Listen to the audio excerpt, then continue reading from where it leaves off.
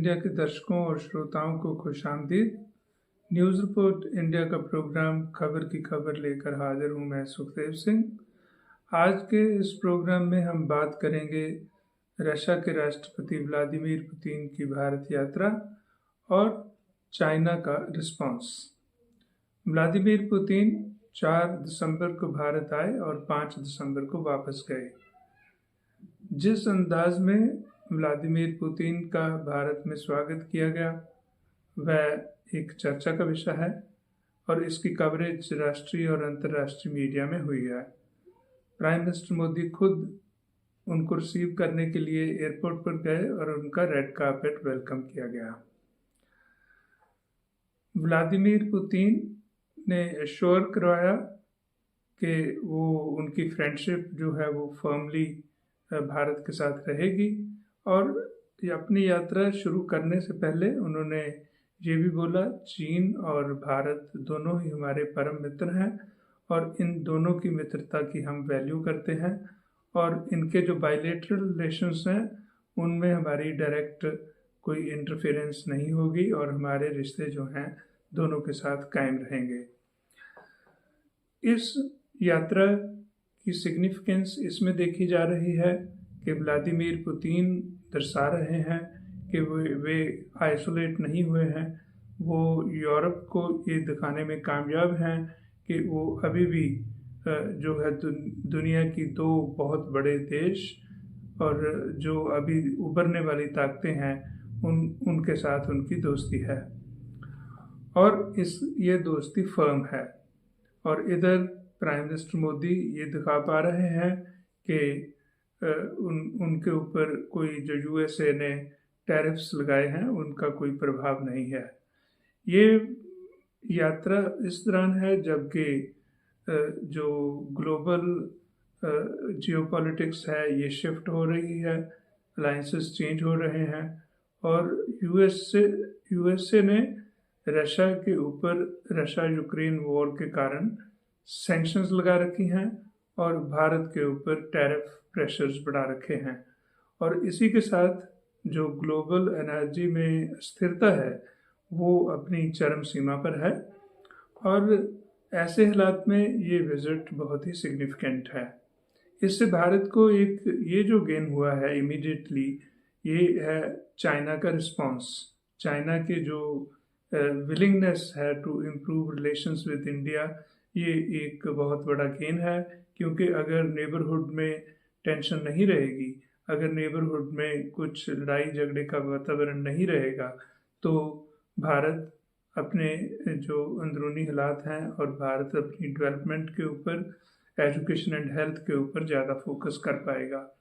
इसके अलावा चाइना और इंडिया की दोस्ती जो है अगर बढ़ती है तो उससे इनका ट्रेड भी बढ़ेगा और दोनों को फ़ायदा इसमें बहुत हो सकता है।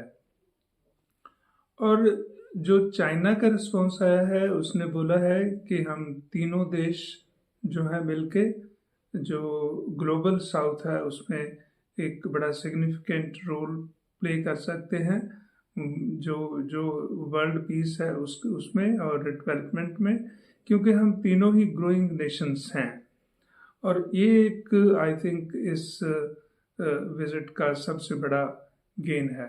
उसके अलावा बाकी जो है गेन्स वो इसमें देखे जा सकते हैं कि जो भारत और रशिया ने ये एक तय किया है कि 2030 तक 100 बिलियन डॉलर की जो है वो इनका तजारत व्यापार और जो बाकी लेन देन है वो हो जाएगा।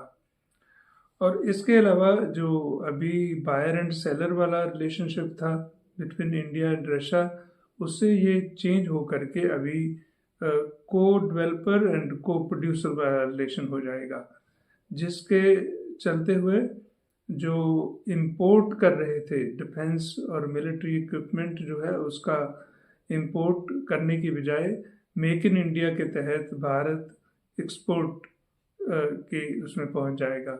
जैसा कि वो पहले क्रूड ऑयल जो है रशिया से इंपोर्ट करके भारत ने एक्सपोर्ट किया 2022 के बाद और अभी वो जो इंटरनेशनल मार्केट में है वो एक ऑयल एक्सपोर्टर बन गया है। और इससे इसके इसके अलावा एक दोनों देशों में जो है वो जॉइंट वर्क के जो है एग्रीमेंट्स होंगे। और उसमें जो है एकेडेमिया, मीडिया और एग्रीकल्चर और बहुत सारे एरियाज जो हैं जो नॉन कन्वेंशनल थे, जो कि पहले जो भारत और रशिया में सिर्फ जो वॉर इक्विपमेंट है उसी का मेन जो था वो रिलेशन था। और उसके बाद 2022 से जो है ऑयल इंपोर्ट बढ़ गया। तो पहले जो था सिर्फ एनर्जी एंड जो वॉर इक्विपमेंट है उसका ही ट्रेड था। अब जो है दूसरे एरियाज में भी एक्सप्लोर किया जाएगा। और इसकी सैंक्शंस से अलग से एक रास्ता निकालने के लिए दोनों जो देशों की करेंसी है उसमें ट्रेड की शुरुआत की जाएगी। जो रूबल एंड रुपी है उसके जरिए ट्रेड जो है वो किया जाएगा। तो ये एक सिग्निफिकेंट इशू है, सिग्निफिकेंट विजिट है, परंतु इसमें कोई कंक्रीट इंफॉर्मेशन इस तरह की नहीं है कि कोई बहुत बड़े एग्रीमेंट हुए हैं, परंतु एक एग्रीमेंट्स होने की संभावना जो है वो स्ट्रेंथन जरूर हुई है। तो अभी कुछ और भी एरियाज हैं, जैसे लेबर ट्रांसफ़र है, तो भारत लेबर जो है वो भेज सकता है रशिया में, जिससे एम्प्लॉयमेंट अपॉर्चुनिटीज़ इंडियन पॉपुलेशन के लिए बढ़ेंगी और रशिया में जो है वो उनके काम में जो है डेवलपमेंट में उनकी वर्कफोर्स में बढ़ोतरी होगी। तो ये एक कुछ एरियाज हैं जिनमें जो है वो भारत गेन कर सकता है। सिर्फ एक ये है कि जो अभी ट्रेड है उसमें एक इम्बैलेंस है, क्योंकि भारत इंपोर्ट कहीं ज़्यादा करता है। जो इंपोर्ट की वैल्यू है वो एक्सपोर्ट से बहुत ज़्यादा है। तो इसलिए भारत कोशिश कर सकता है कि ये एग्रीकल्चर, फार्मास्यूटिकल जो एरियाज़ हैं, मेडिकल है या टेक्सटाइल है, इसमें अपना एक्सपोर्ट को बढ़ाए। परंतु इसके अलावा भी ये कुछ मेक इन इंडिया के रूप में यहाँ से जो है वो गेन कर सकता है। तो अगर हम इस की देखें कि रशिया जो है वो भारत का एक टेस्टेड मित्र है। ये रशिया और भारत की जो दोस्ती है, जो फ्रेंडशिप है, ये रिलायबल है बिकॉज बड़े लंबे समय से है। जब रशिया यूएसएसआर का पार्ट था तो उस समय से जब जवाहरलाल नेहरू इंडिया के प्राइम मिनिस्टर थे तब से, because India was part of non aligned movement, तब से जो है भारत और रशिया के संबंध बने आ रहे हैं। परंतु इन रिश्तों में 1971 में एक सिग्निफिकेंट टर्न आया जब भारत की प्रधानमंत्री इंदिरा गांधी थी और फॉरेन मिनिस्टर सरदार स्वर्ण सिंह थे। उस समय एक इंडो यूएसएसआर ट्रीटी हुई जिसका नाम था Indo Soviet treaty for friendship, peace and cooperation for energy, for defence and other kind of energy. तो ये एक ट्रीटी हुई जिसके चलते हुए भारत को एक बड़ी स्ट्रेंथ मिली। और उसके बाद जब बांग्लादेश लिबरेशन वॉर चल रही थी तो उसके बाद जब ये यूनाइटेड नेशन सिक्योरिटी काउंसिल में मुद्दा आया तो रशिया ने 3 बार अपनी वीटो पावर से भारत को सपोर्ट किया। उसके अलावा रशिया ने जो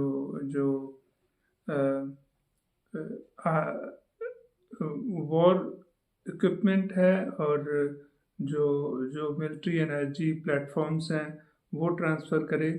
और फिर जब यूएसएसआर टूट गया 90s में और सन 2000 में रशिया जब एक अलग कंट्री बन गया, तो 2000 में एक समझौता हुआ बिटवीन इंडिया एंड रशिया, जिसका नाम था स्पेसिफिक स्ट्रेटेजिक पार्टनरशिप, जिसको अपग्रेड करके 2011 में special and privileged strategic partnership का नाम दिया गया, और जिसके तहत जो है वो और स्ट्रेंथन करते हुए रिलेशंस को बेटर किया गया।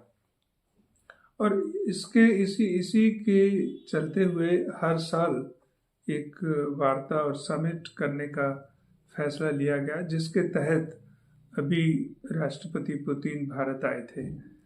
इसको फिर एक टर्निंग पॉइंट मिला जब सन 2022 में भारत सबसे ज़्यादा जो है भारत ने जो है क्रूड ऑयल रशिया से इंपोर्ट किया और उसको बाद में इंटरनेशनल मार्केट में बेचा और एक एक्सपोर्टर के रूप में खड़ा हो गया। तो ये एक कंटिन्यूअस प्रोसेस है जिसमें भारत और रशिया की जो फ्रेंडशिप है वो चलती आ रही है। और अब सन 2025 के अंत में जब पुतिन ने भारत की विजिट किया है, और अभी जो है ये मैसेज है ट्रम्प एडमिनिस्ट्रेशन को कि भारत जो है उसके ऊपर जो टैरिफ्स लगा के प्रेशर जो है नहीं बनाया जा सकता। तो इसलिए भारत की जो स्ट्रेटेजिक ऑटोनॉमी है इन रिलेशनशिप्स एंड फ्रेंडशिप, वो उसकी ताकत और बढ़ गई है। इसी के साथ मुझे दीजिए इजाज़त। धन्यवाद।